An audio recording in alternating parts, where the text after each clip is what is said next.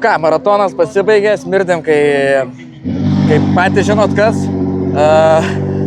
Pirmą dieną buvo sunki, paklydom, šiek tiek praradom 5 minutės, prakirtom ratą, tai po to ir sunkvežimis apsilenkė, dulkėse buvom, tai ta pirma diena tokia buvo išgyvenimas.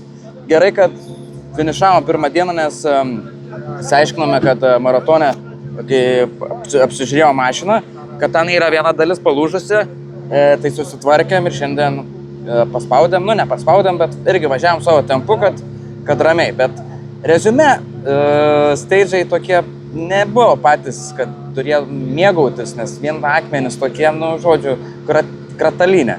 Tai nepasakyčiau, kad labai smagus ir gražus vaizdai buvo, daugiau, kaip sakoma, velnio duobėj važinėjom.